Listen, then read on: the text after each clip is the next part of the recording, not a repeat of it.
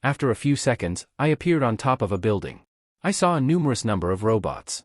They all seemed to have located me as everyone started gathering at the bottom. I then took out my Kubikurabocho from the seal and unsealed a Thunder God kunai. I then threw it and immediately went through hand signs and mentally yelled, "Kunai Shadow Clone Jutsu." The kunai I threw multiplied into 100 as some already hit the robots, making a hole and killing them as they embedded into the ground. I then got ready. In the teacher's lounge, Midnight was observing Zone A as she saw a hopeful suddenly teleport to one of the zone corners. Midnight let out a squeak of surprise as she said, "Nizu, I think we have a student with a teleporting quirk here." Nizu, who was intrigued, came to the screen and saw the hopeful on top of a building as he brought out a sword out of nowhere. Nizu, who was confused, said, "He has multiple quirks." Momo then answered, "No sir, that boy is Izuku Midoriya. He is one of the friends I was talking about. His quirk is a sentient quirk which mutated his body to be able to use something called internal energy. The sentient being taught Izuku various ways to use it." Nizu was now fully invested after hearing Momo's explanation and paid extra attention to the screen. The teen then brought out a throwing knife-shaped object. The teen threw it and made some strange signs as the throwing knife multiplied by hundreds. The next part was a scene Nizu and Midnight won't forget. All they saw was a green flash appearing all over the robots. In a few seconds, the teen appeared on the last throwing knife as Nizu and Midnight had their jaws open as all the robots were cut in pieces. The boy alone got 150 points. The highest in history in just 2 minutes since the exam began.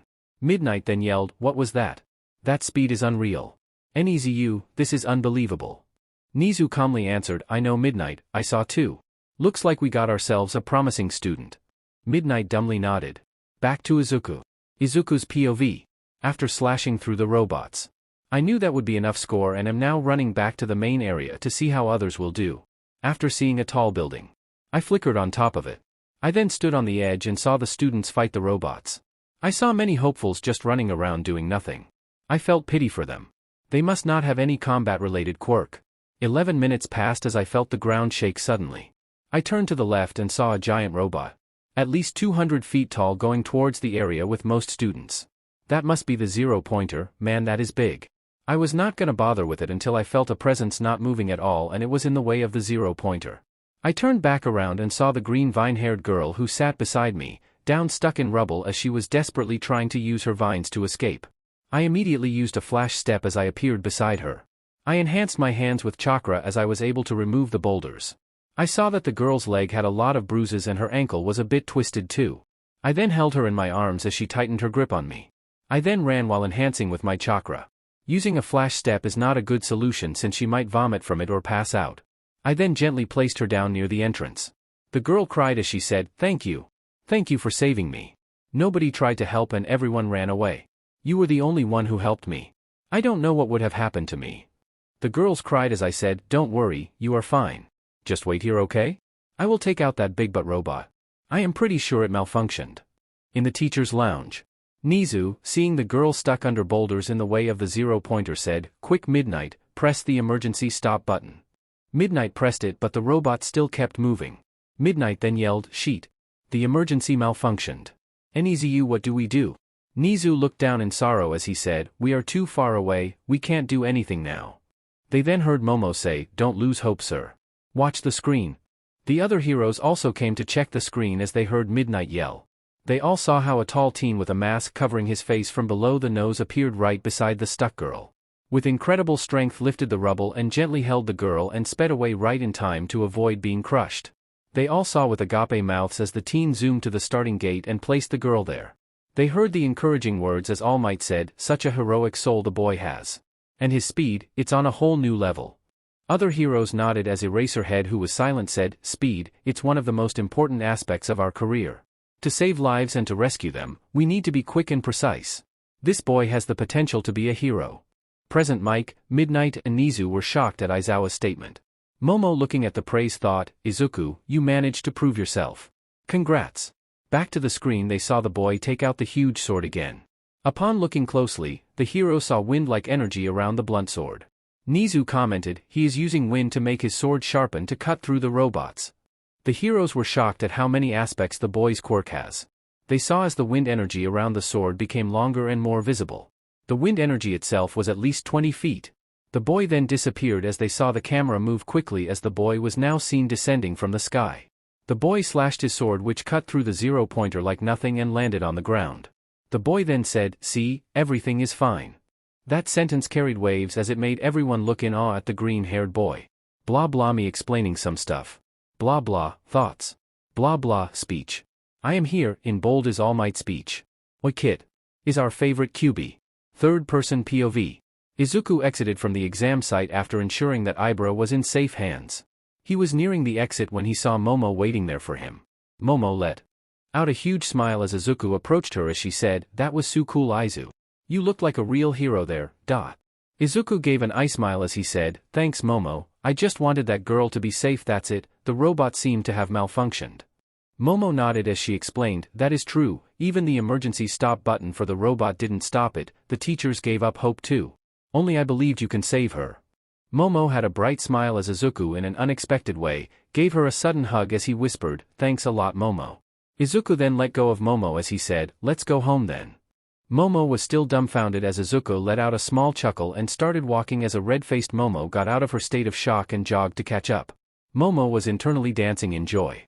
Izuku never initiated giving a hug to someone except Aunt Inko, Momo was always the one giving hugs. No wonder she was shocked. Both got home as Momo informed her parents of today's events as both of them congratulated Momo on being one step closer to her crush. Inko greeted Izuku with a smile and 2 bowls of katsudon ready and piping hot in her hands as she said, "Welcome back Izuku, I am sure you are tired. Why don't you eat while telling me the details?" Izuku gave an eye smile and a nod as he took the bowls from Inko and both sat at the table with Inko listening to Izuku's POV of the exam. Time skip, 1 week. Izuku spent his time relaxing and training every day while waiting for his letter from U.A. Momo already got hers and she is in class 1A. Both families celebrated as they went to resort for a day. It was a really big resort, the size of a village too. There were many events including a beach with a border so sea animals won't enter. Izuku had his fun on many water sports while Momo was on the speedboat and water bike most of the time. Momo took a video of Izuku somehow falling off the water bike which she teased him a lot about while Izuku was begging her not to show it to their parents. Which worked but Momo asked for a hug which Izuku gave while Momo who was not surprised this time hugged back happily. We are now at the Midoriya villa with Izuku in his room chatting with Ryukyu. "Ryukyu, what do I do T to the power of T? In a few days, I will have my first modeling job for a brand who is sponsoring me. I am more nervous since I will also be modeling with a male 2-__. Izuku, LOL, don't worry. You will do good. Just don't become a malfunctioning robot when you get there. Ryukyu, you are not helping unamused face. Izuku, maybe I will be the male model LOL, will that help? Ryukyu, definitely, but we both know it won't happen, dash. Izuku, yep. Oop, BRB. Mom's calling me. Ryukyu, sure, later Izuku. Izuku pocketed his phone as he went down to see why his mom called him. Inko was very excited since she just got back from shopping and noticed a mail in the mailbox of both families. Inko took the mail and seeing it was from U.A, she assumed it would be Izuku's results and called upon him. Izuku arrived in front of his mom as he said, "Need help with anything? Mom." Inko shook her hands as she showed Izuku an envelope as she said, "Let's look at your results from the U.A entrance exam." Izuku's eyes sparked in excitement as he said, "Please wait a minute Mom, I will call Momo over too. She will kill me if I didn't call her for my results." Inko nodded as Izuku quickly called Momo. A few minutes later, the whole Yaoyorozu family appeared as Izuku questioned, "I expected Aunt Athena but aren't you busy uncle?" Akira throwing his hands up said, "Anything to get away from a meeting with some other company's old geezer trying to collaborate with me." Everyone let out a laugh as Izuku tore open the envelope as a disc fell onto the table and turned itself on as a projection of Nizu appeared. Nizu said, "Hello Izuku Midoriya, I am Nizu the principal of U.A Hero School. I am here in form of a projection to inform you of your results. With a whooping 98%, you got the highest in the writing part and with a total of 126 villain points, you are also the top scorer in the physical department. This alone is more than enough to get into U.A but, we won't be a hero school if the exam was just focused on defeating robots. With your extreme abilities, you have saved the young girl from a possible death the robot malfunctioned. We apologize to the girl's parents and you have got a whooping 70 rescue points which puts your total to 196 points. Setting the record for the highest ever score achieved in the U.A entrance exams. You are in Class 1A and the school term starts exactly 58 days from today. Now the letter will self-destruct. Izuku quickly seals up the disc so it won't explode in everyone's faces as he was suddenly enveloped in a group hug by everyone there. Everyone was proud of the score Izuku achieved and the praise he got from the principal itself. After a while, everyone got off the hug pile, leaving a swirl-eyed Izuku as Akira, seeing this as a chance, dived in to take off the mask, but Izuku puffed as a wooden log appeared in the place as Akira hit his fingers and let out a yell of pain. Izuku had a smirk hidden by his mask at his uncle's situation as Momo sighed. Inko decided to host a party as she said to Izuku to invite his friends too. Akira and Athena cheered on having a party prepared by Inko, which will definitely be the best. Izuku then excused himself as he texted the good news to both Ryukyu and Jirou. Ryukyu was shell-shocked at the score Izuku got as Jirou was hanging her jaw in disbelief. Both accepted the invitation to the party as Izuku gave the address. Time skip, the next day. It was the next day. The party went magnificently as Inko, Athen and Akira met Kyuka and Ryukyu. Athena and Akira were on to Jirou upon hearing her last name as they both explained how big of a fan they are to Kyuka's parents.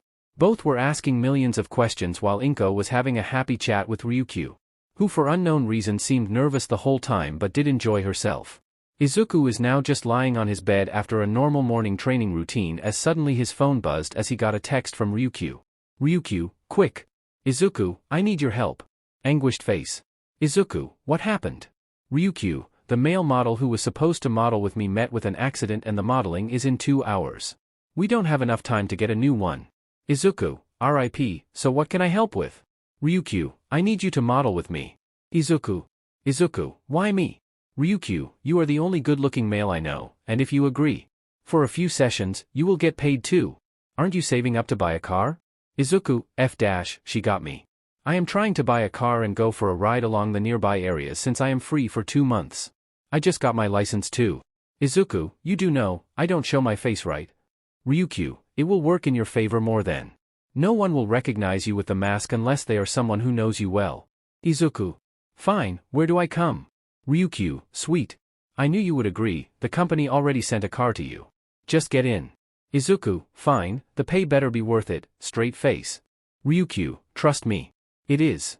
Izuku sighed as he got off the phone and wore a black shirt and jeans and went down. Inko, who saw Izuku dressed to go out, asked, are you going somewhere, Izuku? Izuku just answered, modeling. Inko let out a as she stood there for a minute and snapped out of shock and was gonna ask Izuku for details just to see he is not there anymore.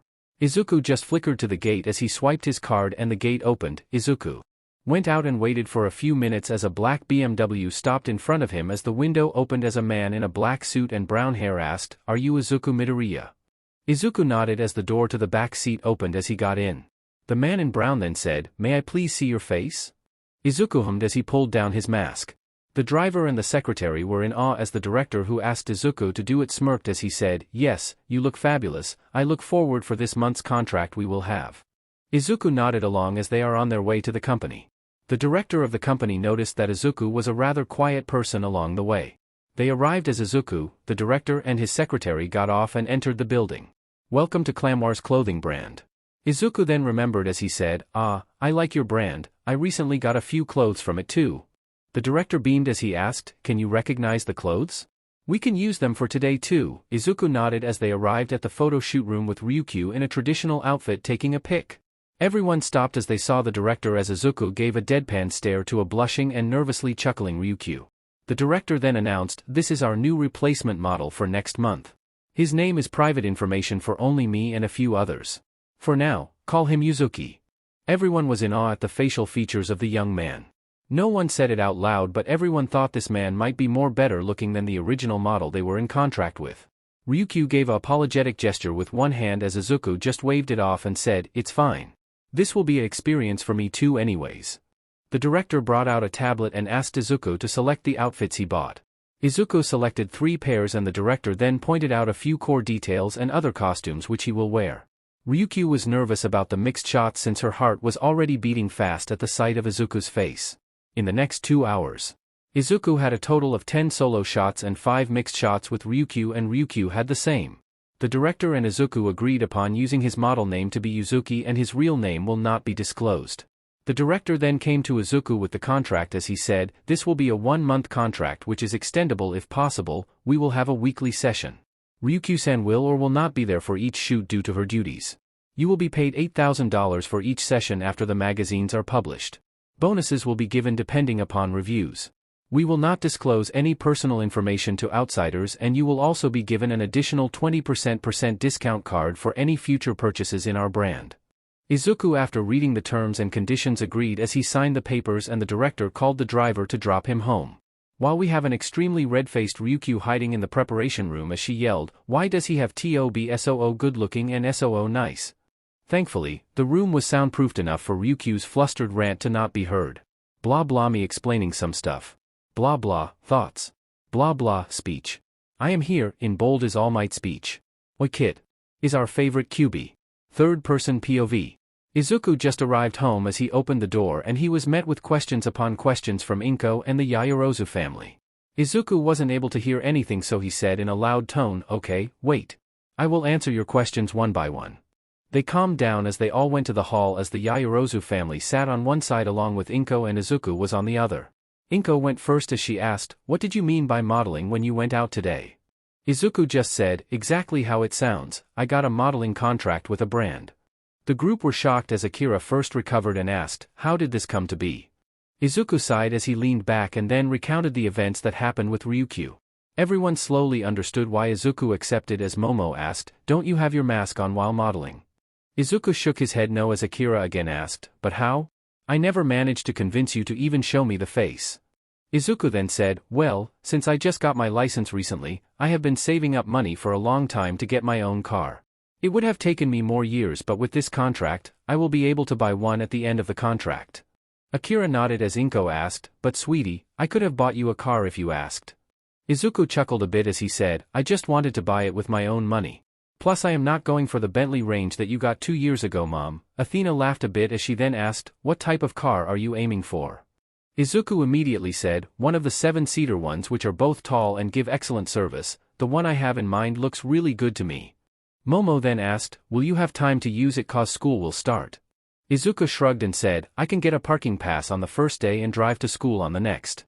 Plus I plan to have a small road trip around Mustafa before school begins." Everyone nodded as they congratulated Izuku for getting his first job, as Athena finally asked the most important question, "Which company are you modeling for, Izu-chan?"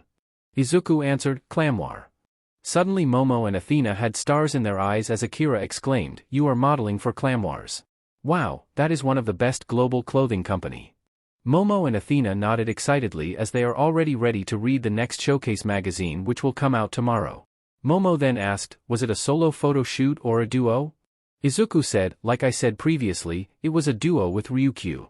Momo nodded as she was internally pouting as she thought, "Ryukyu is making her moves too, damn it." Akira then asked, "Can you show me your face now?" Izuku shrugged as he said, "Sure, you guys will know tomorrow anyways, so nothing to hide." Izuku pulled down his mask revealing his face. Athena had to admit, he looked hotter than the photo described him. Akira was looking like he had accomplished his life dreams as he went around Izuku checking every part of his face, which was also done by Inko, who also didn't see her son's face for years. Time skip, 45 days.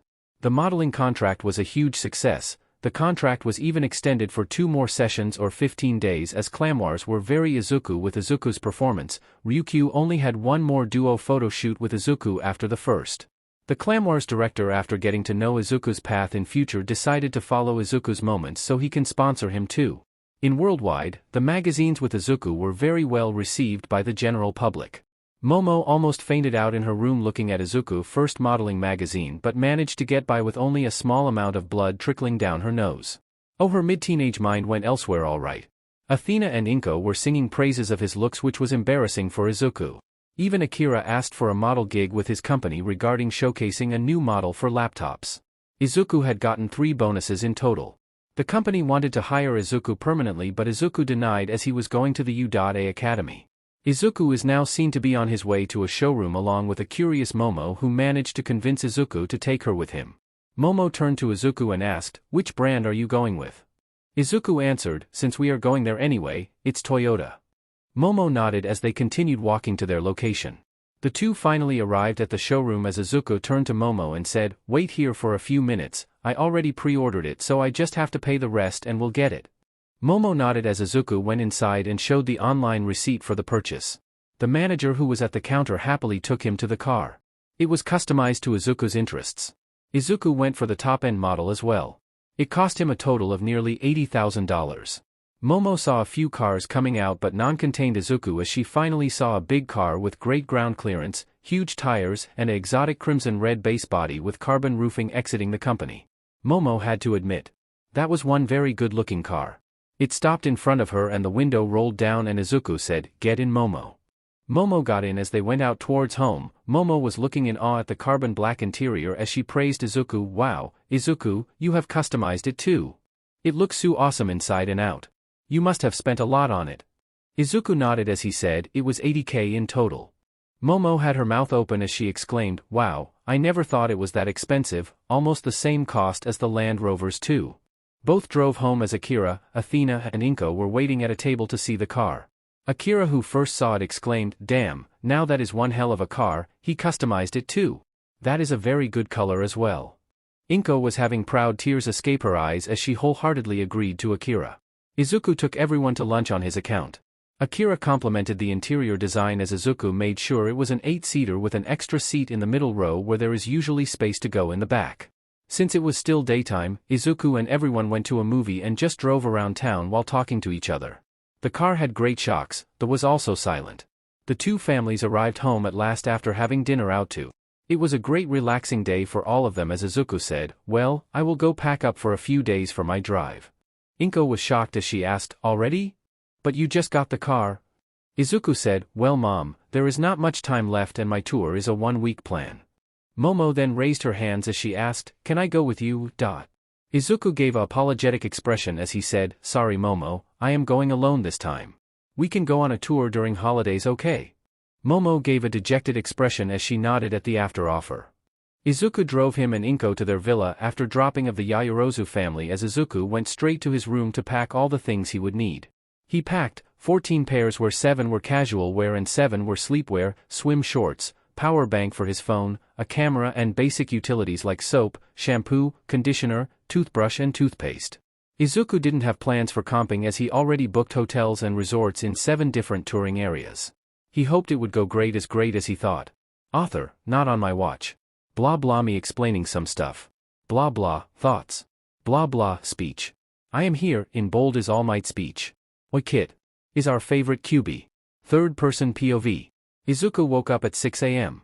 Excited for the road trip he planned, Izuku got down to the kitchen as he saw his mom making breakfast. Izuku gave her a hug from behind as he said, "Good morning Mom." Inko was surprised by 2 things. Izuku almost never gave her morning hugs once he reached his teens and there was a tone of excitement in his voice. Inko thought, he must be more excited for the trip than what I expected.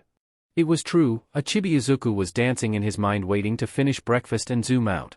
After a while of eating breakfast, Izuku went back to his room as he went for a shower and after wearing the clothes he wanted, he came down with a suitcase and a normal backpack. Izuku gave Inko a goodbye hug which made Inko teary as this was the first time that Izuku was leaving her for a long time. Izuku arrived outside as he stuffed the luggage into the trunk and got in the car and waved to his mom as he drove to the Yaoyorozu mansion to say goodbye to Yaoyorozu family. Izuku got to the door and rang the bell as a maid came and opened the door. She greeted Izuku with a smile and a bow familiar with seeing him almost every day. Izuku also gave a small wave and greeting her good morning as the maid went to wake up the still asleep family. It took some time to wake up Akira as Athena woke up pretty quickly to wish a safe journey to Izuku as Akira woke up after a bit of shaking and a threat from Athena. Momo woke up instantly as soon as she heard Izuku was here and went straight to the mirror as she adjusted her bed hair and the wrinkled pajamas and then zoomed downstairs leaving a giggling maid. The family pretty much came down at the same time apart from Momo crashing into Izuku and still complaining about him not taking her. Her parents laughed at the sight but helped Izuku pull off Momo from him. They wished him a safe journey though Momo has a raining cloud above her head as she wished him a safe journey. Izuku then hit the road. Since it was still early morning, there wasn't much traffic and Izuku saw quite a few heroes just patrolling the area. 30 minutes later, Izuku finally hit the highway as he started towards his first destination. The Hailway Resort 500 kilometers from Mustafa. It was a private beach resort with many activities there. Izuku's plan is to stay there till the next day evening and then go to a famous shrine in Kuo City where he had booked a inn nearby too for a night rest. You might be wondering, why did Izuku book a resort even if it was for himself? Well, the resort is known for its varieties of water sports and cuisines which Izuku was interested in, and there was a circus the next day morning too. After 8 hours, Izuku, maintaining appropriate speed, reached the resorts and showed his phone, which showed the booking paper as they guided him to his suite. Izuku put his luggage there and changed into his swimwear while also having a XL size white nylon t-shirt to cover his top. He first straight went to the water bikes. There was a time limit of 20 minutes which Izuku made the most of. He did fall off a couple times, but it was part of the fun. After his time was up, Izuku parked the water bike back and was thinking what to do. He felt someone approach him as a finger tapped him in the shoulder. He turned around and saw two women, one had darkish purple hair and the other had blondie hair. Both women were fairly tall, as the one with the dark midnight hair asked him, "Excuse me, do you mind joining us for the water sofa? The minimum members required were 3, and since we saw you, we thought of asking you."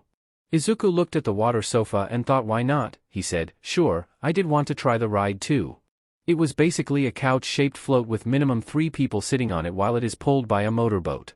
One of the women put her hand forward as she said, "My name is Namuri Kayama and this is my friend and junior Yu Takayama." The blondie woman waved her hand as Izuku then said, "I am Izuku Midoriya, nice to meet you too." Midnight knew who he was. His performance in the entrance exam was not something which can be forgotten easily. It was really a coincidence that they met here. She was on a vacation and she pulled you with her too. Meanwhile, MT Lady was confused. They were first gonna invite another woman who was nearby, but Namuri suddenly dragged her to this boy. She gotta admit though, even though he has a mask, his body is quite hot, even more since he was drenched and his t-shirt was semi-visible. They all got in the couch as the motorboat driver took off. There was a lot of screams and shouts of enjoyment, even from Izuku too. They all had a thorough laugh when you fell off the couch when the driver made a sharp turn. Izuku bid the two women a thank you for inviting him and went to the waterboard sport. There wasn't a line for its sign. Most people were a bit scared of the sport. But Inko didn't raise no coward. Izuku went and paid the fees for it, as many people see him take off as he was holding on the handle attached to a long rope which was attached to the speedboat. Many people saw in awe at the fun Izuku was having. Izuku felt like a whole different person. He knew he can be faster with his chakra, but the excitement was there as he enjoyed himself. After a while, Izuku was back online as he saw a big line in front of the waterboard section. The workers gave him a thumbs up as thanks as Izuku gave a smile and went off to get dinner. Time skip, next day afternoon. Izuku put his luggage in the car ready to leave. He had a fun time watching the circus and analyzing different quirks that the circus folk had. He even saw a couple quirkless performers who performed extremely well. After having lunch with the two women who he coincidentally met again, or so he think, Izuku was ready to go to the next destination, which was Kuo City, where there was a well-known shrine on top of a mountain which he wanted to visit. Izuku started his car and put on the music as he hit the road, singing while driving. 90 minutes later, he entered into the city and made his way directly to the shrine, wanting to spend the rest of the evening there and then go to the hotel he booked beforehand. Izuku put on the location of the shrine of his maps and started driving again. 30 minutes later, Izuku arrived at the base and parked his car as he started walking up the stairs. A few minutes later, he reached the summit. Izuku saw a woman in a shrine maiden outfit. The woman was decently tall and has a long black hair tied into a ponytail. She had yellow amber eyes and a gentle smile on her face. Izuku approached as he asked, "Hello, miss? Why is the shrine so empty today?" The woman turned around and with a smile said, "Oh, we closed for today, sorry." Izuku sighed as he said, "I came from far town since it was a famous one." Shuri felt a bit bad for Izuku as she decided one thing and asked, "Well, why don't you come in? I will show you around the shrine and you can pray too." Izuku perked up and thanked the women as she said, "I am Shuri Heimjime, I am the main shrine maiden here. I got a daughter about your age." Izuku bowed as he said, "Thanks for the invitation. I am Izuku Midoriya. I am on a trip by myself to let loose before U.A begins." Shuri had a bit of an amazed expression as she asked, "Oh? You got in U.A too?" Izuku nodded as Shuri smiled and said, "You must meet my daughter then. She also got in U.A hero course in class 1A. Izuku nodded at the info and said, "I am in class 1A too, miss. I would love to meet your daughter." Shuri then made a sign to Izuku to follow her as they both went into the house. Shuri then called out, "Akino. Dear, we have a visitor." A few seconds later, a girl came down. She was a carbon copy of her mother but a bit short and has purple eyes. The girl then saw Izuku as she gave a smile as she asked, "And who are you, sir?" Shuri then said, "Akino, this is Izuku Midoriya. He came to visit the shrine from afar, and after a short conversation, it seems that you both will be in the same year and class in U.A. Akino had a surprised expression but accepted as the family showed Izuku around the shrine. Izuku spent quite a bit of time there and left after exchanging contacts with Akino. Izuku then left the shrine and made his way to the hotel for a night rest. Blah blah me explaining some stuff. Blah blah, thoughts. Blah blah, speech. I am here, in bold is All Might speech. Oi kid. Is our favorite QB. Third-person POV. In the afterworld. Afterworld isn't like what many people who are alive imagined, it's just a plain space and watching the world from the plain space. Naruto had just arrived at this space. He looked around at the plain white space but then a bunch of pops were heard as he was suddenly surrounded by many people. Oh my Sochi, I can finally meet you.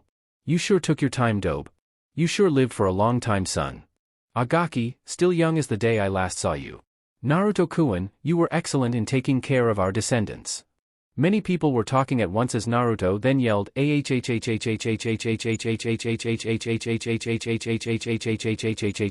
talk one at a time. Everyone quietened down as Naruto finally saw the chance to look at everyone. He first hugged his mother and father and his wife crying as he was away from them for thousands of years. Naruto then moved on to other people as everyone was happy for his arrival, they watched his sufferings for a long time. Minato then said, by the way Naruto, you sure about your decision to pass on the kid, Izuku if I am right? Naruto nodded as he said, yes dad, I could say I saw myself in him, he was still so young, he was about to die too. I just felt like I can trust him with the future. Kushina then said, well, he for one is definitely a cute kid. Hinata nodded in agreement as Himawari said, let's watch him then. Everyone nodded as they explained how the afterlife works to Naruto and they went to their viewing screen. Chapter everyone saw as Izuku woke and panicked seeing Kurama. Jiraiya commented, that is such a comic reaction. Hashirama then said, can you blame him, the kid thought he was dead and he woke up to a big butt fox staring at him. Everyone nodded as they all smiled over how Izuku and Kurama bonded and how finally Izuku was rescued. They saw how Kurama revealed the truth about what happened to Izuku as Kushina said, Kurama did the right thing, the kid shouldn't defend his bully, how else is that bully gonna ever be taught a lesson? Naruto smiled sadly as he said, it's saddening how his life is at even such a age as 4 where he doesn't what anything even is. Everyone agreed. It wasn't even fear that led Izuku to be treated as such, it was just disappointment of the people around him that he was worse than even the quirks such as long nose etc. Shikamaru then said, Kurama did a good thing to expose himself as a quirk and not as a being made of chakra, cause the heroes are obliged to make reports which are read by the higher-ups, they might do experiments on the kid for the sake of finding a power source other than quirks. Shikadai and Shikaku agreed. They then continued watching as Kurama revealed Izuku's past. Naruto sighed as he said, the problem is that even if he was injured, it would heal. But the wounds caused by words in an age where he doesn't understand why? Is something which will stick for a long time. Others agreed. They saw how the parents of Katsuki reacted and Kushina winced as she said, poor Mitsuki, she is gonna have a tough time believing in herself as a parent.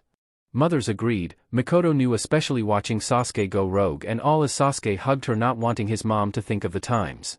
Hiruzen then said, it is most fault of the society to claim someone worthless just for something they don't have, I hope his punishment can help him become good. Agreements were heard as they looked on how much Katsuki hated Izuku, his interrogation and his attempt to kill Izuku at end. Tobirama sighed, that Katsuki was fed with praises of everyone wasn't he? Tsume Inuzuka after seeing Inko stop Katsuki commented, a mother is at her strongest when her child is in danger in front of her. Mothers agreed as Boruto said, I wonder how these events will affect Izuku's personality. They looked on as Inko was trying her best to comfort Izuku and apologizing to him. It was at the school scene between Inko and the principal that Fugaku said, the fact that the principal's first thought is he can bribe the police when it comes to quirkless shows how much it might have been done before. Itachi continued, the education minister should do investigations upon all schools to remove people as such. They saw how Inko hired an agent to sell of the apartment and how the people were rejecting it looking at the conditions that Inko posted. Hashirama commented, such people, always greedy for money. Inko is an example for a good owner of a establishment. No wonder her tenants were respectful of her. After seeing the scene where Akira agreed on buying the complex, Tobirama said, now that's a man who is good, even having billions of wealth, he still knows his beginnings and struggles. I hope he can help the Midoriya family. They then saw Momo for the first time as the women swoon over her cuteness and her rather unique hairstyle. Ino after watching the children meet said, I am willing to bet that they will be together in the future. Many argued against her statement but Hinata and Kushina agreed with her.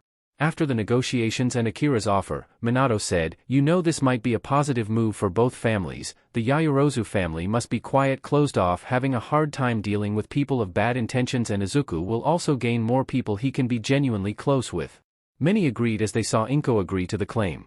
Himawari then said, "Oh, the friendship between a lonely heiress and a boy who wants to be a hero, this two will definitely be lovers." Hinata then commented, "I just hope Izuku doesn't have the Namikaze men luck to get women left and right and be clueless about it." Sarada, Sakura, Cheyenne, Koyuki, Samui and a few other girls agreed as Tsum said, "Even I confessed to Minato, and what he asked me was, 'What's a girlfriend?'" Minato looked embarrassed as everyone laughed at the number one dense family.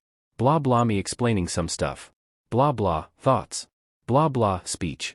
I am here, in bold is All Might speech. Oi kid. Is our favorite QB. Third-person POV. Izuku is finally back from his trip. He met up with the Himejima family on the way back too and found out about Akino's quirk too. Her quirk is lightning magic. She can create, shoot, and control the lightning which she makes with the help of her stamina. Izuku was in awe about the quirk because it was a very useful one too. Izuku recommended Akino to learn how to use staff as a weapon too, which after seeing some merits, she agreed. Home sweet home, thought Izuku as he arrived in front of the main security gates. Flashing his card, the gates opened as he went directly to meet his mom first cause he missed her quite a bit. He rang the bell, footsteps were heard as Inko opened the door. Inko made a wide smile seeing Izuku as she said, "Welcome back son, how was your trip?" Izuku made a smile as he hugged his mom and said, "It was very fun mom, I even made a new friend and their quirk was so awesome." Inko chuckled glad that Izuku still had his geekiness for quirks. Izuku let go as he asked, "What's for lunch then mom?"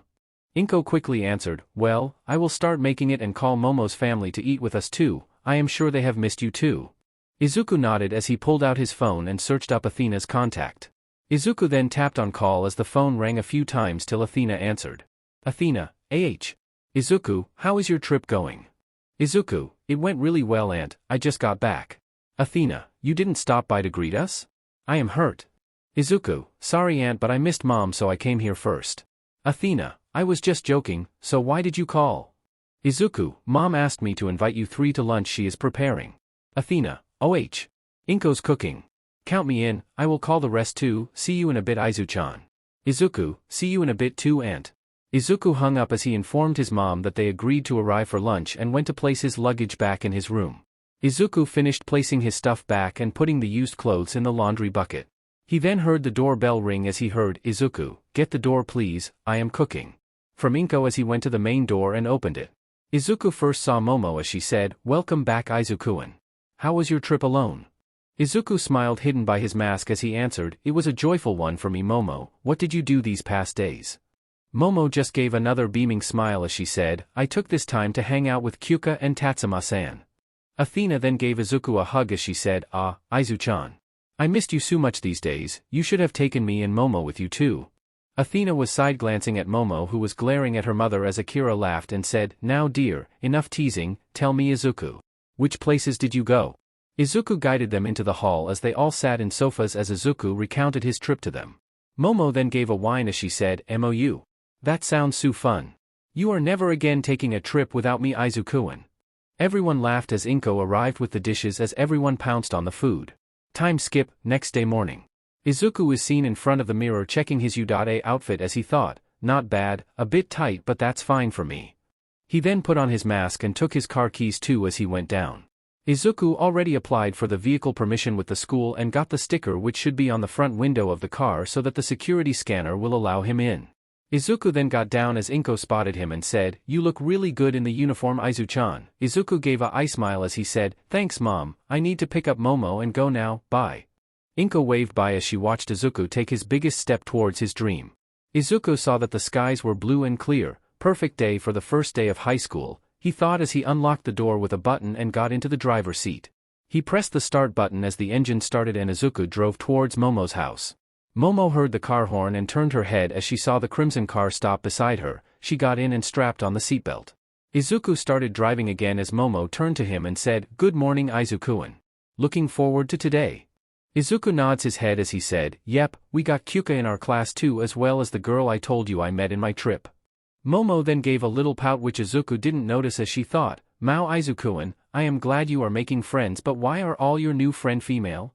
Izuku then flashed the card as the gates opened up and he drives onto the road leading to UA. Izuku was planning on using the car every day. He didn't care much about the fuel prices since some people with fuel creation related quirks are in the fuel business and the number of people owning vehicles decreased too, so the fuel prices were not costly at all. Momo then asked, do you think our classmates will be good? Momo, having no experience with school stuff, was obviously nervous as Izuku chuckled and said, no need to worry Momo, I am sure U.A does full background check before selecting their hero course students. Momo nodded as her worries were lessened to a degree as she then talked to Izuku on how she should introduce herself. 30 minutes later, both arrived at the gate. Izuku saw his watch and saw that they were 20 minutes early, no wonder there weren't many students at all. The gate had a screen which gave a green light as Izuku drove in and parked the car at the parking spot near the entranceways. Izuku and Momo got out and the car did catch attention of students who were there as they murmured to themselves. Izuku told Momo to ignore the murmurs as they both walked into the building hallway to the map. Momo memorized the way quickly as they both started walking again. A few minutes of walking later, as they both came in front of the huge doors, Momo commented, must be for some students who were really tall due to mutation quirks. Izuku nodded, opting to stay silent for now as they both pushed the doors open and walked in. Izuku saw two students there. One being the blue-haired tall guy with specs who he remembered from the entrance exams, and the other being an average tall teen with half-red and half-white hair which Izuku guessed might be related to his quirk. Izuku and Momo walked to their seats, which were number 19, and Momo had an internal cheer, happy that Izuku's seat was right behind her. Izuku sat on the 20 number seat as Momo sat in front of him as they both just conversed to themselves till others arrive. A few minutes later, students started arriving in as a few of the cheery people started to get to know the person behind them. Then came in Akino, her seat number was 15, she looked around as she saw Izuku, her face gained a smile as she walked towards them. Akino then sat at her desk and turned to Izuku and said, hello Midoriya-kun. Glad to see we are next to each other. Izuku gave a smile as he said, hello Himejima-san, I hope you have moved into your new apartment comfortably. This here is Momo Yaoyorozu, I told you about. Akino then turned to Momo as she offered her hand and said, ah. So you are Yaoyorozu-san, Izuku told me a lot about you, it's nice to make your acquaintance, Momo gave a smile as she shook Akino's hand and said, it's nice to meet you too Himejima-san. Please call me Momo, my last name is rather long. Akino then said, alright Momo-san, please call me by my first name too, it is only fair. Momo nodded. Izuku smiled seeing both get along. He did notice both had the same hair color too. Izuku then sensed someone go over to the teacher podium slowly. He peeked in a yellow sleeping bag crawling like caterpillar and thought, might be our teacher, I am surprised no one noticed that bright sleeping bag. Izuku then said, Momo, Akino-san, our teacher is here. Let's pay attention. Izuku pointed at the direction as both girls saw the sleeping bag and then sat at attention. Aizawa, who saw this through a little gap, smirked a bit to himself as he thought, that green-haired kid sure is perceptive of his surroundings, those girls were also quick to commands and saw me too. Aizawa then stood up, still in his sleeping bag, as he said, go somewhere else if you want to play at being friends. Everyone except our three were shocked as they stared at their presumably homeroom teacher as Aizawa said, this is the hero course. No one even noticed me when I came in except for Izuku Midoriya, the green-haired boy. Instantly the attention was on Izuku as everyone scrambled to their seats. Aizawa then came out of his sleeping bag and pulled out ton of clothes with same design as he said, pick the one with your names and come to the field in 5 minutes, I discourage wasting time. Everyone hurried as they grabbed the gym clothes with their names and zoomed to the changing rooms.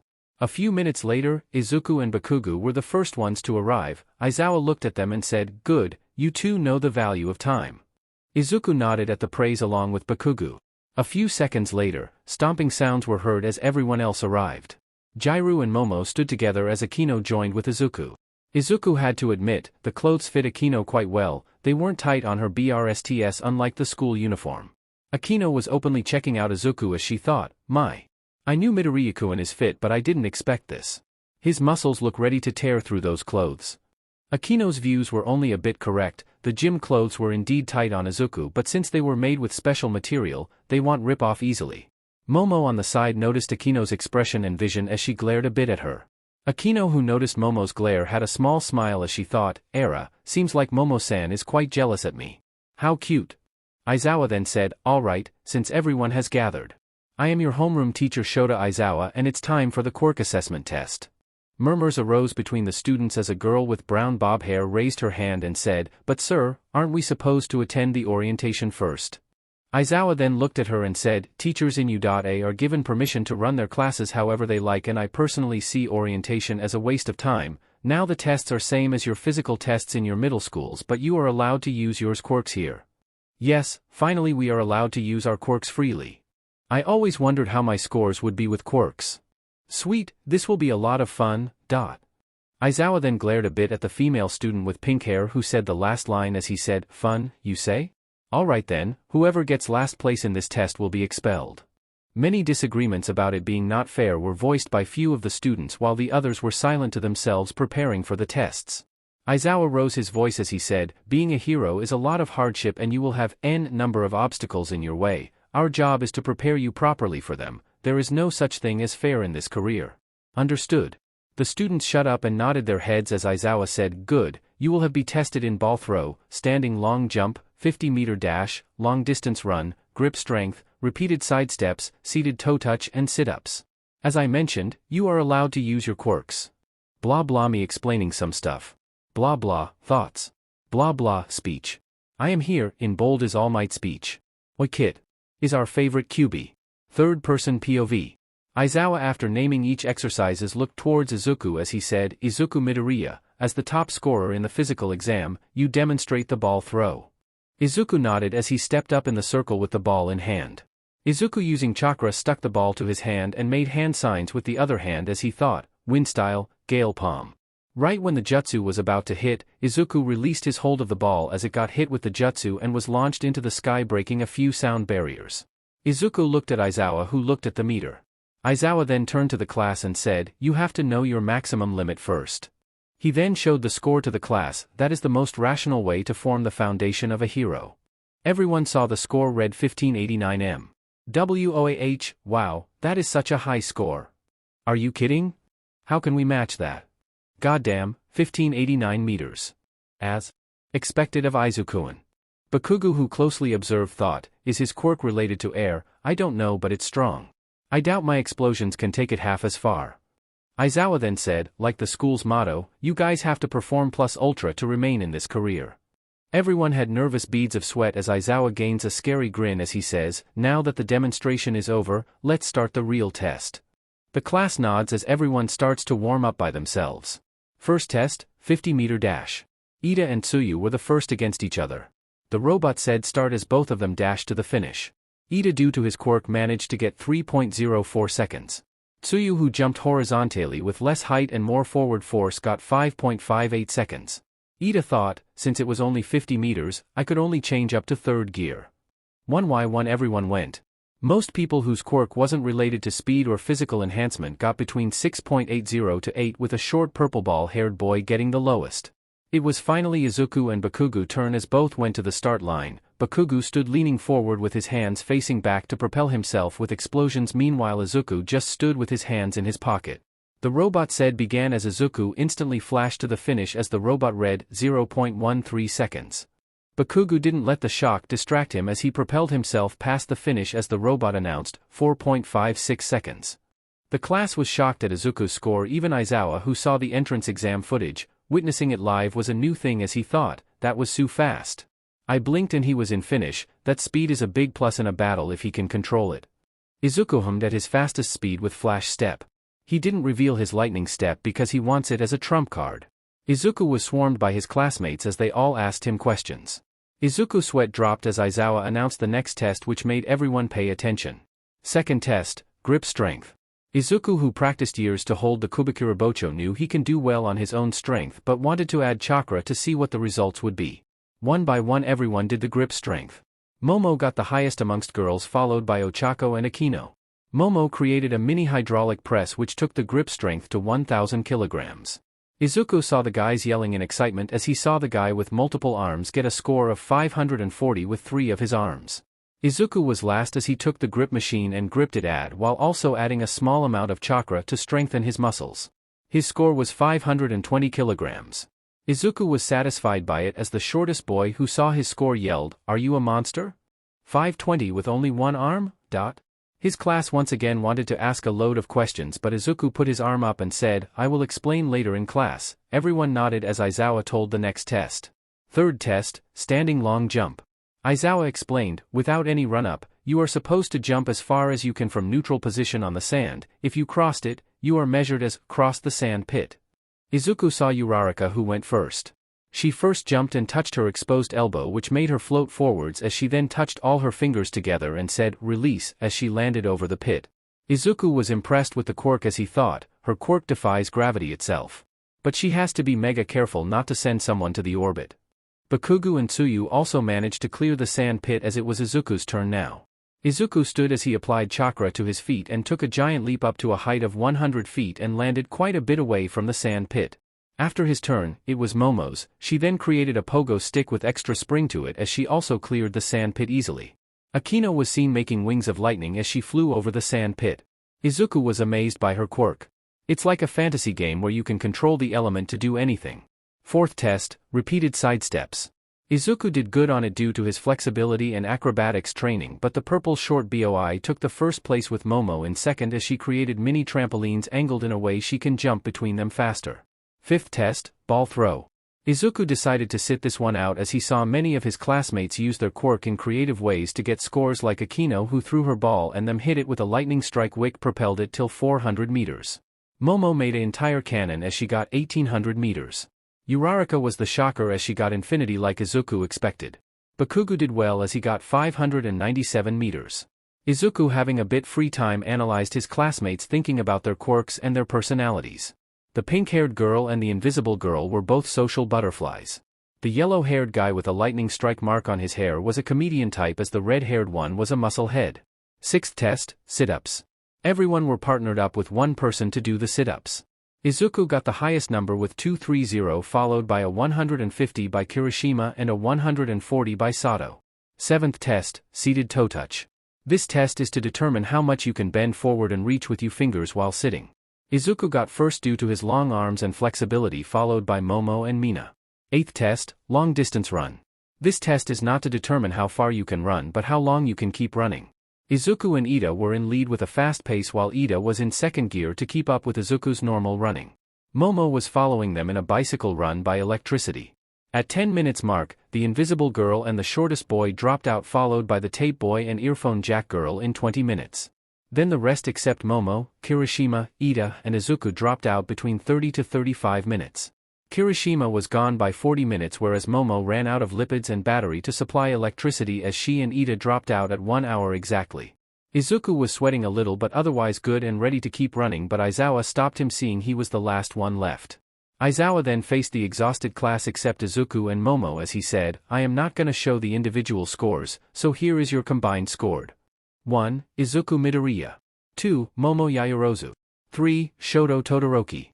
4. Tenya Ida. 5. Katsuki Bakugo. 20. Minoru Mineta. Mineta started yelling, "No, I can't be expelled already, my plan didn't even start."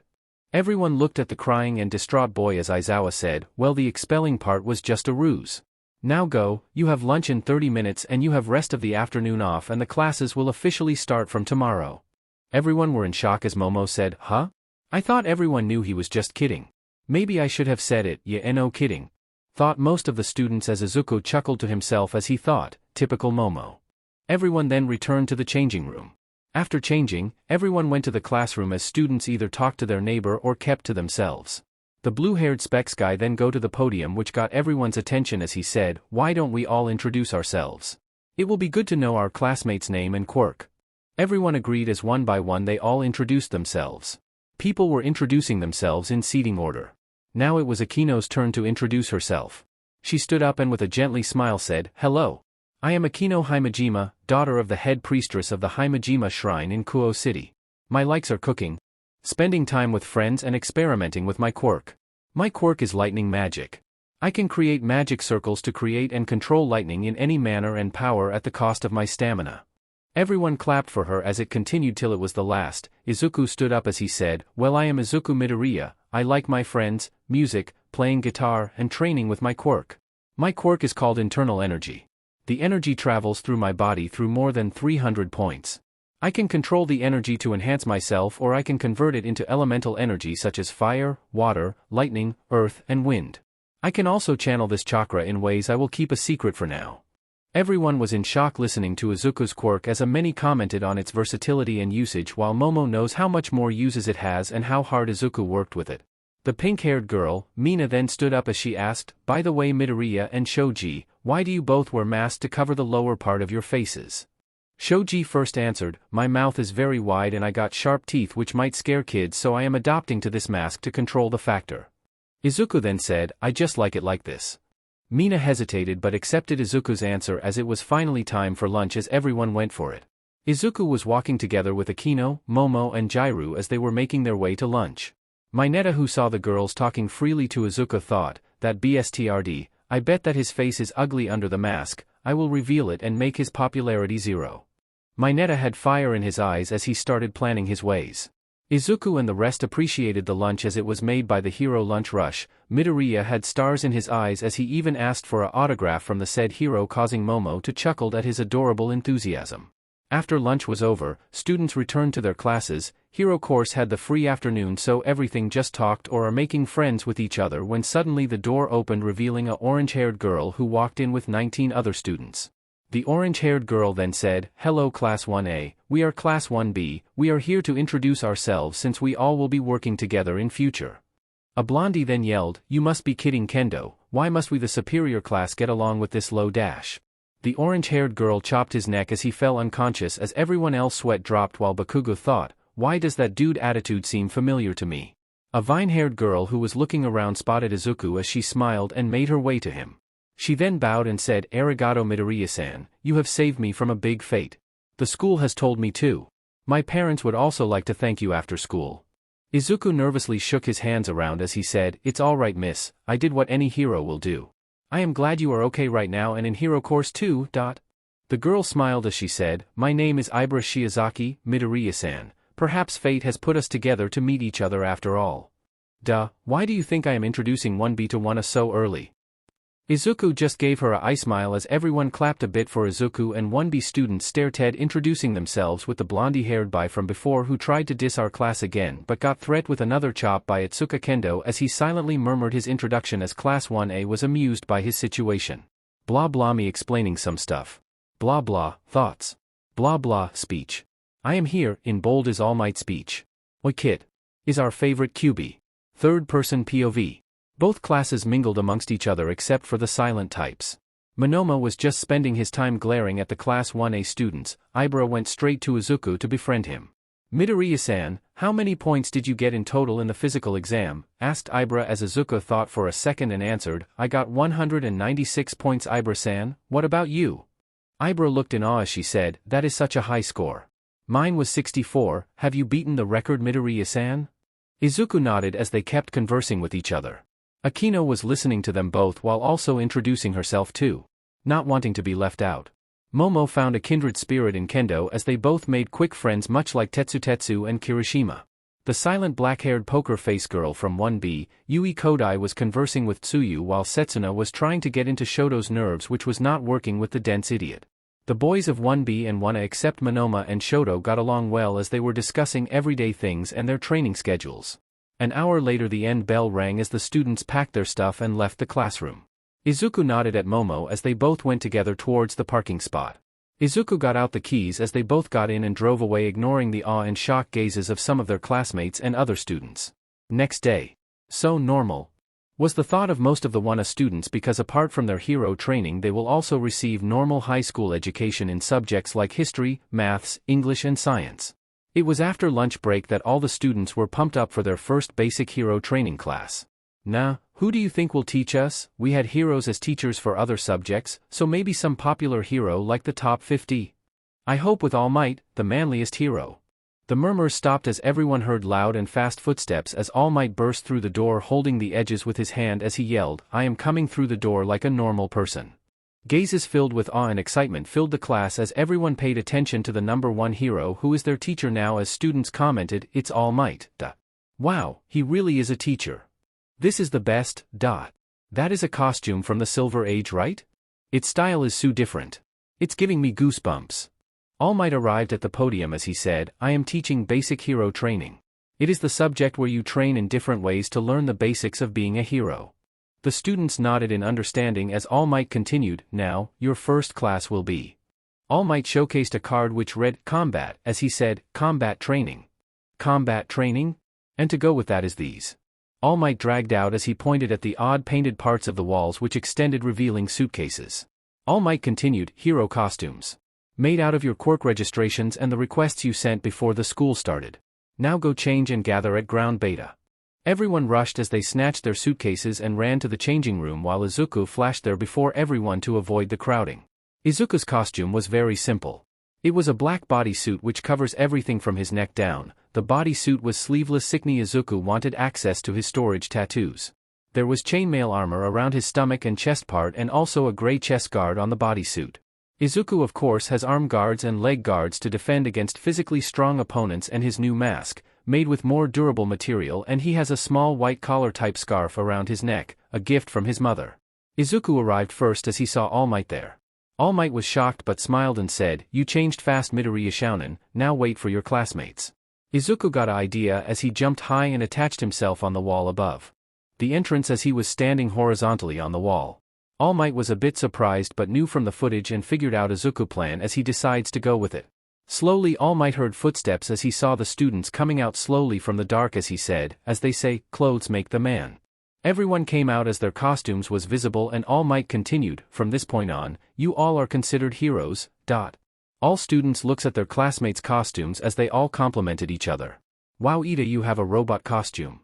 Mina, your outfit looks rad. I can only see Toru's boots and gloved, don't tell me she is naked. Murmurs went around but suddenly Denki asked, hey, where is Midoriya? Izuku then jumped as he landed behind Denki and said, here. Denki let out a girlish scream as everyone laughed at him with Izuku chuckling as Momo inspected him and said, Izuku-an, your costume looks great. Izuku smiles as he looks at Momo's costume and says, yours is wonderful to Momo, I am glad you have taken my suggestion about the body cloak. Momo beamed as she said, thanks Izuku-an. Akino then walked up as Izuku saw her and commented, a homage to home I see, nice costume Akino-san.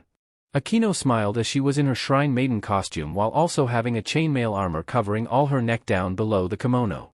Akino smiled as she said, your costume is also quite good Izuku-san, it is showing your V-shape quite well. Akino's eyes wandered over Izuku's figure while Momo immediately bonked her with a toy hammer as she glared and said, no horny. Akino giggled as Momo kept her glare while Izuku went to talk with Jirou. All Might then announced, due to increase in crimes happening indoors like drag deals, thefts, assassinations and backdoor deals, heroes should learn how to fight indoors without dealing any damage to public and surroundings. And this time, you will not fight robots but your classmates. The students nodded as they asked questions, how are we being split?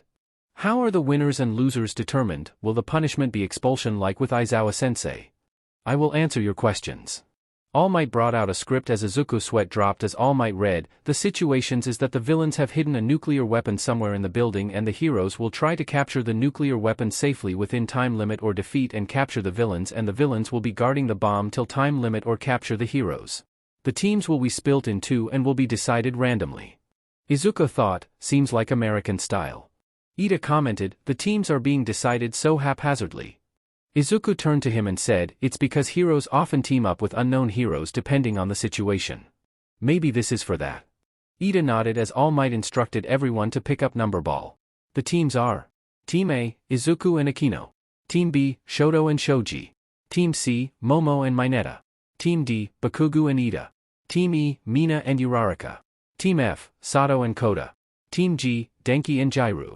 Team H, Tsuyu and Tokoyami. Team I, Ojiro and Hagecure. Team J, Siro and Kirishima.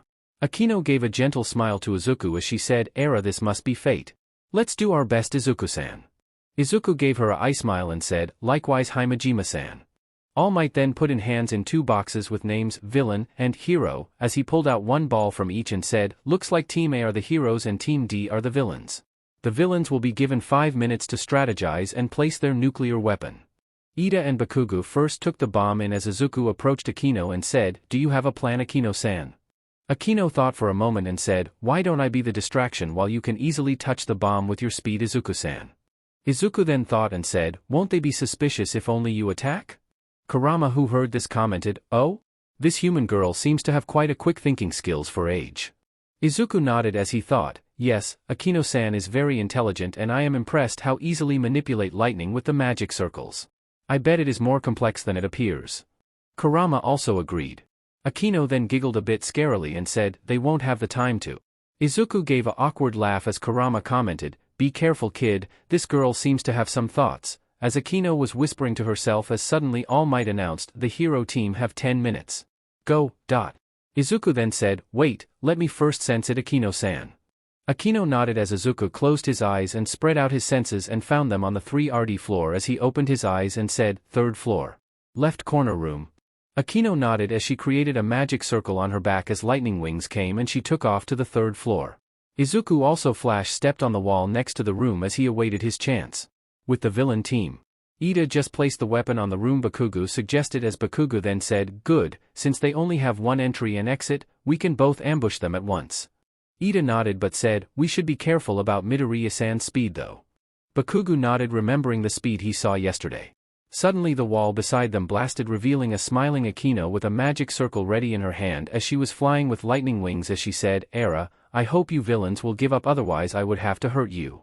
Bakugo and Ida had a chill ran down their spine as Akino then continuously started releasing bolts of thunder as both were busy trying to dodge them. Izuku, who peeked through a hole seeing Bakugo and Ida dancing to Akino's lightning while Akino had her sweet smile become more big, saw his opportunity as he used flash step and bounced from the next building and appeared next to the bomb. Akino, who saw Izuku appear, stopped spamming lightning bolts as she said, "Era, I am not the only hero though." Alarmed Bakugo and Ida looked to the bomb as Izuku touched the bomb and waved at them with a smile. All Might's announcement was, "Head, the hero team has captured the weapon. It's the hero team's victory." Izuku approached Akino as they both gave each other a high five as Ida and Bakugo sighed to themselves. The four went back to the camera room as All Might said, "Now students, who do you think is the VIP?" Momo raised her hand as she said, "Both members of hero team are the VIP, sir," since Akino-san managed to plan out the best plan with her teammates Quirk in mind and Izuku-san implemented the plan perfectly using his accurate speed. All Might nodded as he said, "Wonderful observation, Yaoyorozu Shounen, your hypothesis is indeed right. Now the next are Team B versus Team I. Team B versus Team I, Team B Shoto and Shoji wins. Team J versus Team H Tokoyami and Tsuyu wins. Team C versus Team E, Team C Momo wins." Mineta was not even in the match, straight face. Team F versus Team G Jirou and Denki wins, though Denki ended up in Ye mode for next hour. The class was close ending since everyone has done their battles as All Might called everyone to the ground beta's entrance and said, "Yosh everyone, we had a good class today, everyone took it seriously and no one had any major injuries. You all did well except a few mistakes which I have already pointed out at the review session. Now I will have to go bye. All Might zoomed away as the class commented, "That was a cool exit. Midoriya is faster though, right? It might be close." The students conversed as they made their way to the changing rooms. The class waited as Denki and Uraraka were called to carry out the textbooks to be distributed. Denki took his chance as he conversed with Uraraka, who was glad to make more friends as they agreed upon a hangout at a mochi place. I can already feel the hate comments. But in my defense, Uraraka wasn't saved by Izuku, so she doesn't have that special bond with him and she was clearly gonna accept Denki's offer in anime. The books were distributed as everyone said goodbye to each other and left singularly or in group. Izuku approached Momo as he said, "You did really good, Momo, in your match. As usual your strategy skills are top-notch. You must have had a hard time with your teammate though." Momo let out a sigh in anger remembering her teammate as she said, "You saw how much he was disturbing me, I had to tie him up." Izuku laughed at Momo's misery as they both got in the car and drove home. Blah blah, me explaining some stuff. Blah blah, thoughts. Blah blah, speech. I am here, in bold is All Might speech. Oi kid. Is our favorite QB. Third-person POV. It's the third day for the first years of U.A. Izuku and Momo were on their way to the school. They just arrived in front of the gate and saw a huge mob of media just questioning students left and right as Momo was confused, but Izuku said, "Just tell we are in business course and we don't know anything." Momo nodded as Izuku continued driving. Just when he reached the gate, the media mobbed the car as they tapped on the window. Izuku, a bit peeved, rolled down the windows as reporters shoved their mics to his face as he heard questions. "Are you from the hero course? Is it true All Might is teaching in U.A? How is it having All Might as a teacher?" Izuku then said, "I am sorry but we don't know since we are from business course." The media instantly dispersed, leaving a irritated but relieved Izuku and a baffled Momo as Izuku drove to the parking lot. Time skip. Izuku is seen listening intently to present Mike during the English PRD and writing down important points. The bell rang as Present Mike said, "All right folks, that is it for today's class. Review your lesson today at home, all right?" A chorus of "Yes sensei" was heard as Present Mike left the classroom. Izuku looked at the timetable and saw it was Aizawa's class now, right on cue. Aizawa came in as everyone instantly became silent as Aizawa-sensei was not in his sleeping bag. He then came up to the podium and said, "All right class, today we will choose your class rep and your vice rep. I don't care how, I want it done by the end of this PRD and don't make too much noise." Everyone gave a nod in understanding. Sensei got in his sleeping bag as Momo stood up and said, "Why don't we all vote for who we've seen so far will be suitable for the class rep position? But no voting for yourselves." Everyone agreed as Momo tore papers into square pieces and distributed it to everyone and said, "Now, everyone, cast your vote and fold it so that it won't be revealed to anyone else." Everyone nodded to the instructions as they began thinking and scratching their heads wondering who to vote, while Izuku already voted since after seeing Momo take charge, he had no hesitation in voting for her. A few minutes later, Momo made a small bowl as she collected everyone's votes and then gave them to the now awake Aizawa, who grunted a bit before getting up to tally the votes. A minute later, Aizawa announced, "With 12 votes, the class rep will be Momo Yaoyorozu, and with 8 votes, the vice rep will be Izuku Midoriya."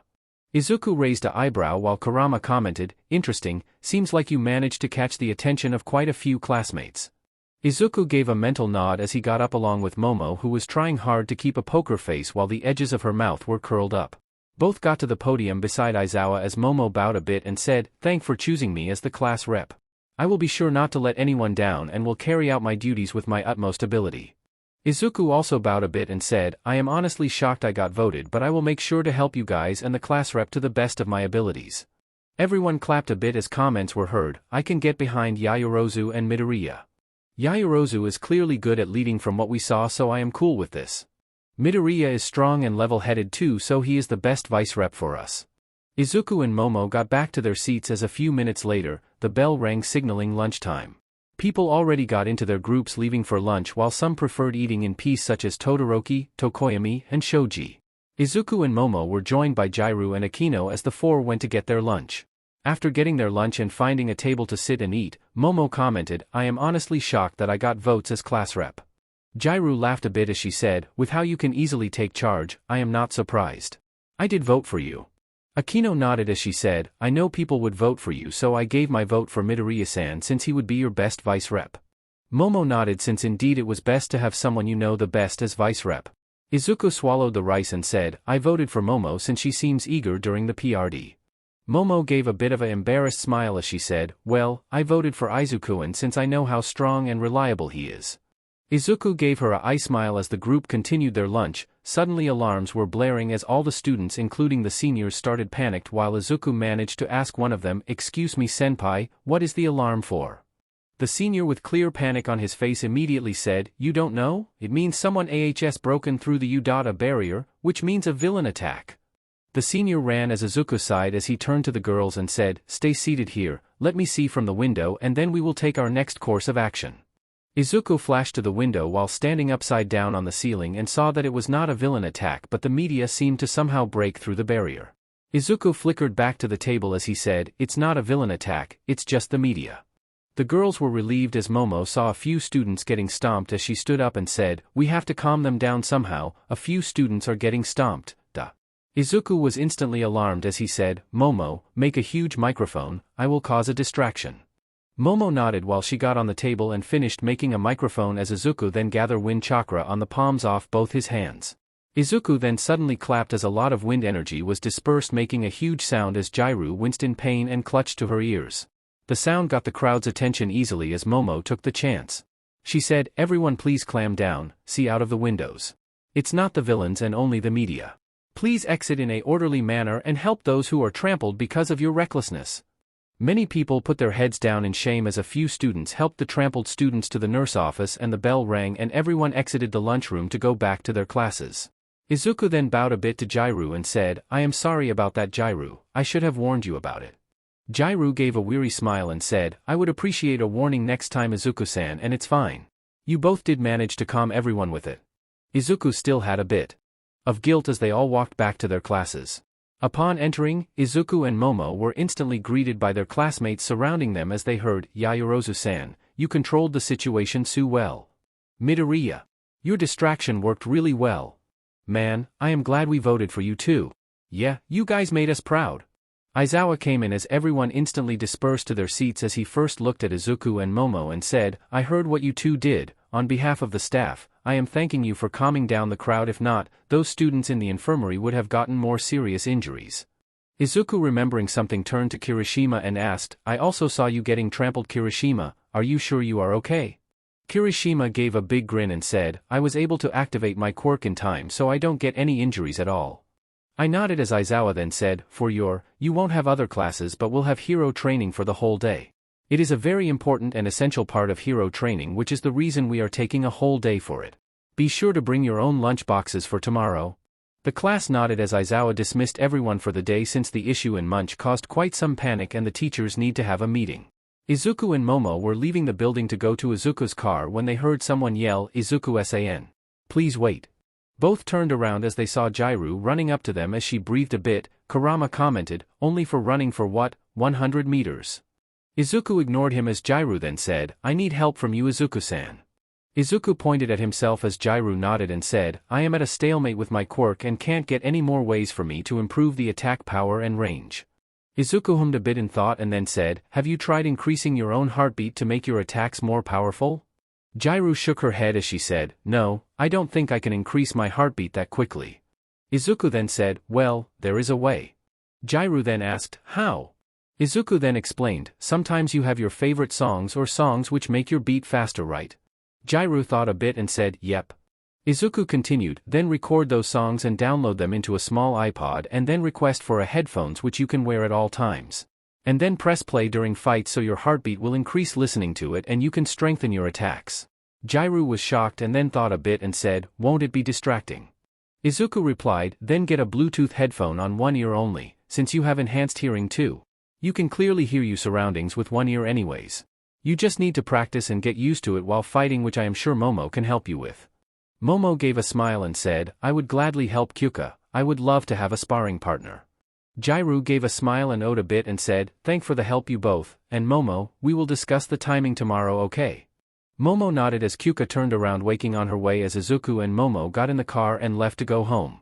Upon reaching Momo's house first, Athena came out as she greeting the two of them and asked, "How was today, Izuku and Momo-chan?"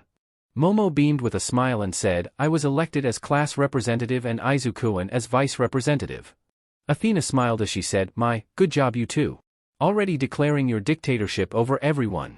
Momo puffed her cheeks as she complained, "Okay Aasan, don't say it like that, dot." Izuku smiled a bit as he gave his goodbyes and left to go home. Upon parking the car, Izuku came to the front door and rang the bell as Inko opened the door with a smile as Izuku told her what happened for the day. Blah blah me explaining some stuff. Blah blah, thoughts. Blah blah, speech. I am here, in bold is All Might speech. Oi kid. Is our favorite QB. Well, back. Still got my fever but bored so writing. Third person POV. Earn it under the cation, Yuzuki in apron.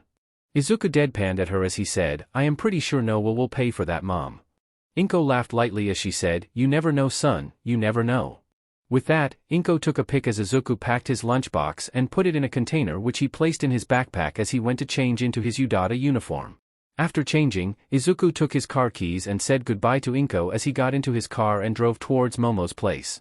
Stopping in the main driveway, Izuku honked as he waited for a minute as the doors opened and out came Momo. She got in as Izuku asked, "Did you get the lunchbox?" Momo nodded her head yes as Izuku drove towards their school. Time skip. After the students have changed into their hero costumes, Aizawa had everyone gather at the buses for a roll call. "Alright, class reps, have everyone seated properly and have the loud ones in the far back away from me." Izuku and Momo nodded as they faced the class and Momo said, "Alright, Ashido-san, Kaminari-san, Kirishima-san and Toru-san are in the far back along with Mineta-san." The said five deflated a bit at being pointed out so fast as the noisy gang but got in the bus as Izuku then said, "The rest are allowed to sit however but do not make much noise." Students nodded as everyone got into the buses and the driver set off to their destination. On the way, The students were chattering a bit but not loudly, but suddenly Kirishima with a loud voice commented, talking about flashy quirks, Midoriya, Bakugo and Todoroki have eye-catching ones. I wish mine was flashier too. Mina pat him in the back as he said, your quirk is excellent for heroes Kiri, don't mind. Denki then said, I am pretty sure it's gonna be hard for Mineta, he has the quirk but a straight-up dump-yard personality. A loud "Hey" was heard as many laughed as Izuku saw Aizawa's eyes twitching and knew to not laugh. Not wanted to be included in a secret punishment. Momo sighed as she said, using words like a dump yard. These people's vocabulary. Izuku just chuckled a bit and said, you just got to get used to it, Momo. The chattering continued as the bus finally arrived at the destination as Aizawa stood up and said, alright everyone, we are finally in our destination, the USJ-Universal Studios Japan. Being interrupted by Mina and Denki, Aizawa glared as he said, as I was gonna say before being interrupted by two brainless individuals, this is unforeseen simulation joint. Built by Pro Hero and Teacher 13 who is also joining us. Now let's get down. Uraraka commented, wow, we will see 13, my favorite hero. She is an expert in rescue. Everyone got down the buses as they stood in front the huge dome with their second Teacher 13 waiting for them. Everyone stood in front of 13 who started his speech, listen students. This facility is created to create very simulations of dangerous situations and disasters and extreme climate conditions under which you will be training to rescue people in each situation. The class listens as Aizawa whispers to 13, isn't All Might supposed to be here? 13 whispers back, apparently he did too much hero work while on the way to school and is used up and is now resting up in the lounge in teacher's room. As if nursing a headache, Aizawa massaged his head as he commented, that man is the height of irresponsibility. Well, we should be good with the two of us. Let's get started. 13 faced the class as he said, well. Class, before we begin I got one thing to say, maybe make it 2, possibly 3, 4, or 5 dash. We get it. Anyways, I am sure most of you know my quirk, it's called Black Hole, I can SCK up anything and turn it to dust. The students nodded as Uraraka said, yes sir, you have used it to save a lot of people. 13 continued, it is also a power which can be easily used to kill if I am not careful. Some of you also have quirks which are quite dangerous. In our superhuman society, all quirks are certified and stringently regulated, so we often overlook how unsafe they actually are. Please don't forget that if you lose focus or make the wrong move, your powers can be very deadly. Even if you are trying to do something virtuous like saving someone. Thanks for Aizawa's fitness test, you all have a solid idea of your quirk's potential, and with All Might's combat class, you most likely experienced how dangerous your powers can be when used against others. Here, you won't be using your quirks to fight your enemies or each other, only to help. After all, being a hero is all about ensuring the safety of others. The students clap a bit at the speech as Aizawa leads everyone in.